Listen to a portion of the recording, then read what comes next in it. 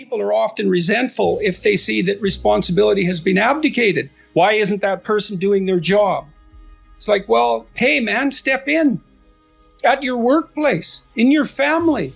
And you think, well, I shouldn't have to do that extra work. Well, you shouldn't be a slave. You shouldn't allow yourself to be tyrannized. But if something bugs you because a responsibility is going unfulfilled, there's a great opportunity for you. And this is something I don't think we teach young people well. And one of the things, you may remember this, that was so striking about the tour was that I made a case fairly consistently that most people find the meaning that sustains them through the vicissitudes of life, not in happiness, but in responsibility. And that would bring everyone to a halt. It would always make the whole theater silent. It's like, oh, I never thought of that connection. Because maybe you want to avoid responsibility, and you can understand why. You can understand why. You hide from it. Like Abraham, one of the biblical stories, Abraham, he stays in his father's tent till he's like 80. And then God gets fed up and tells him to get the hell out and grow up. And everything that he encounters is catastrophic. He encounters tyranny. The Egyptians conspire to steal his wife. He encounters starvation and war. That is what you encounter if you go out in the world. You think, who the hell wants that? I don't want the responsibility. It's like, well, yes, you do, as it turns out. There's nothing better than responsibility. Now, I say that with some caution. I think that it's hard to say. The responsibility, I've been overwhelmed by my apparent responsibility. But I think it's also kept me alive. And I mean that literally. And so... Wait, can you go a little deeper with that? I mean, when you were at your darkest moments in the last 2 years, whatever that might be, was it the feeling of the... Many times in the last year where it would have been much easier for me just to be dead. That's constant. So, but no. But is it but no because of something in you, or is it but no because of the people that you would have abdicated that responsibility of the people? Or is that ultimately the same thing? It. Yeah. Well, I do think that the two aren't easily distinguishable, but it's definitely that. It's definitely that. And it's one of the chapters, the last chapter, is be grateful in spite of your suffering. You need a meaning to sustain you through suffering. And it is the case that you find that in responsibility. Well, and so it's good advice for anyone who's at work. You're resentful about this and that because people aren't pulling their weight. Pull it. See what happens. You'll become indispensable instantly. You'll know everything. And maybe that job won't be for you, or maybe that relationship won't be for you, but you'll take your hard-acquired wisdom and go elsewhere and flourish there. So, this kid stopped me. I think I wrote about this in this book. Kid stopped me in a restaurant one day when I was walking in. And he said, and he had an undergraduate degree, and he was working as a waiter in a chain steak place. And he stopped me and he said, about 6 months ago, I was watching one of your lectures and I decided to stop being resentful about my job. And he was resentful because he had a university degree and he's working as a waiter. And look, I don't have anything against waiters. It's like a waiter can make your evening, hooray. He said, well, I decided I'd start trying at my job, like really trying as if it was worthwhile.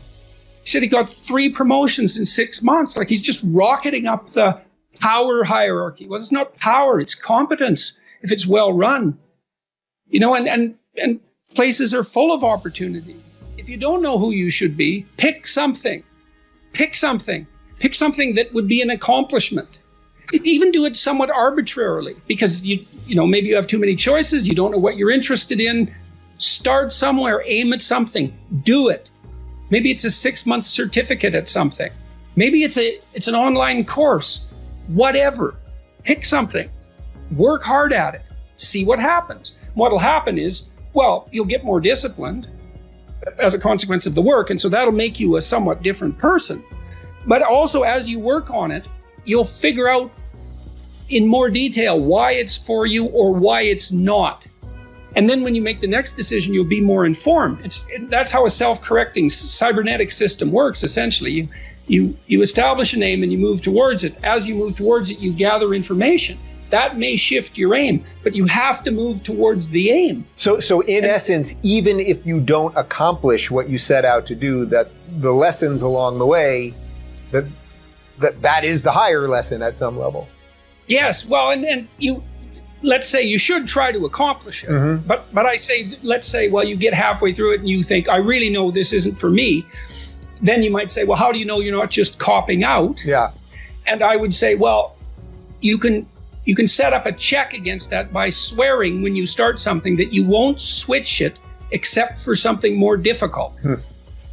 And then, because, everyone has that tendency to rationalize their procrastination, and that's a good way of protecting yourself against that. It's like, I can quit this, but I have to have a better plan that's more difficult, and I can jump into that. And this is also associated with something like the necessary minimum of respect for tradition. If you pick a goal, it'll be a goal that's a social institution of some sort, virtually, with virtual certainty, because it has to be valuable to other people to be valuable, generally speaking. You don't want to be so cynical that you stop yourself from pursuing anything because nothing's worthwhile.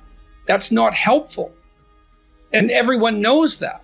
And you might say, well, I can't get out of that cynicism. And I would say, well, jumping out of the cynicism may be very difficult.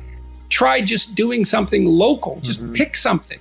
If you don't have a relationship, make a dating profile. You don't even have to put it online. But at least you have the profile. You're taking a step in that direction. If you concentrate solely on your career, you can get a long way in your career. And I would say that that's a strategy that a minority of men preferentially do. That's all they do. They work like 70, 80 hours a week. They go flat out on their career. They're staking everything on the small probability of exceptional status in a narrow domain.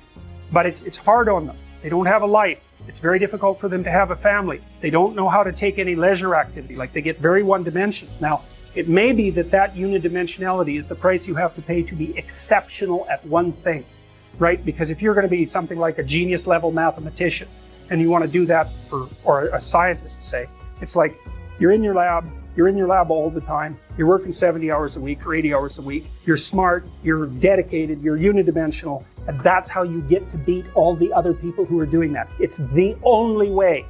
But the problem is you don't get a life. Now, if you love being a scientist and you have that kind of focus of mind, well, first of all, you're a rare person, and second, you're going to pay for it. But fine, more power to you. But it's a risky business to do that. You sacrifice a lot for it. And I would say most often, if you're speaking about having a healthy life, that isn't what you do. You spread yourself out more. So, you have a family, you have some things that you do outside of work that are meaningful to you and useful. You have a network of friends. Those 3 things alone, or 4 things alone, are plenty to keep you well oriented. And then if one of those things collapses, everything doesn't go.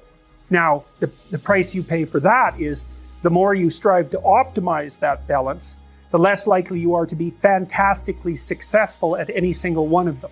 But you might have a very, if you consider your life as a whole, that might be a winning strategy. One of the things Carl Jung said, I really liked this. He thought that men went after perfection and women went after wholeness. So they're different value. They're different. There's something different at the top of the value hierarchy. So perfection would be stake it all on one thing and look for radical success. Not that all men do that, because they don't, but we're talking about extremes, at least with regards to the men that do that. The wholeness idea is more like, well, I want one thing in my life to be 150%, or I want 5 things in my life to be 80%. Well, there's a lot more richness in a life where you have 5 things operating at 80%, but you're not operating at any of them at 150%. So And I really believe this because I've watched men and women go through their careers now for a long period of time. And one of the things that, there's lots of things that produce this.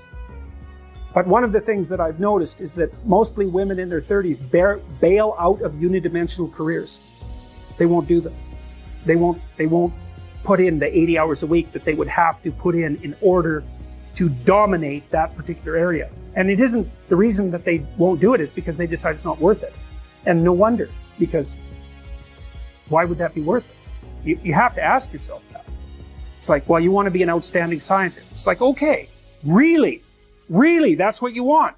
Because that means that's what you do.